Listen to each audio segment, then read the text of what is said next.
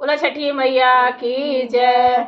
अरे छोटी मोटी तुलसी के गछिया के भुइया लोटे डाढ़। अरे छोटी मोटी तुलसी के गछिया से भुइया लोटे डाढ़। अरे ताही ताले गणपत दुलारुआ खेले ले जुआवा सारे। अरे ताही ताले गणपत दुलारुआ खेले ले जुआवा सारे। अरे खाई ले शंकर हो लाडुआ पी लेना गाई के दूध। अरे खाई ले शंकर हो लाडुआ पी लाना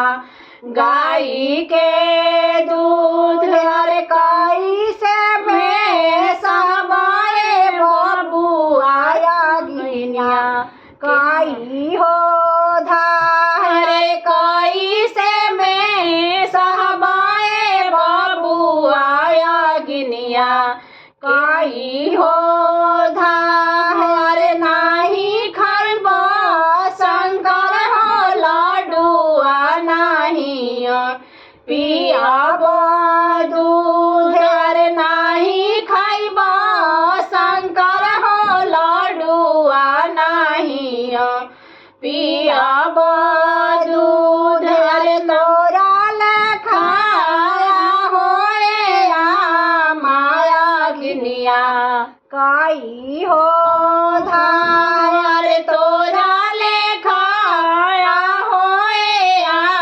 माया गिनिया काई हो धार। मोरा लेखाया होए सीता लाहो बेयार। अरे मोरा लेखाया होए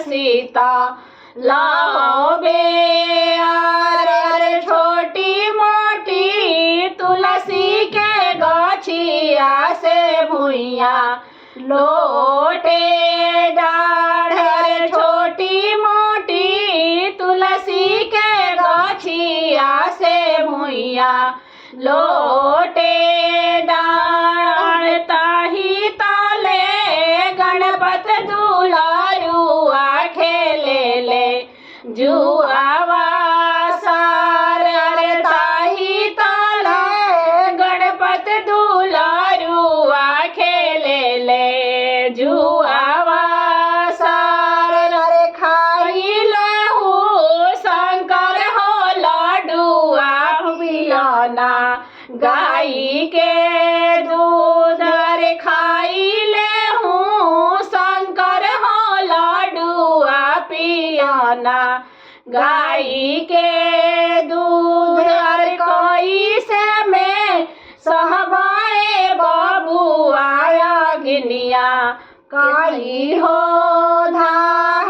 अरे कोई से मैं सहबाए बाबू आया गिनिया काई हो धार। नाही खाइबा शंकर लाडुआ नाही पियाबा दूध। अरे नाही खाइबा शंकर हो लाडुआ नाही पियाबा दूध। अरे तोरा लेखाया होए माया गिनिया काई हो धार। तोरा लेखाया होए माया गिनिया काई हो धार। मोरा लेखा होए मासी सीता लाहो बेयार।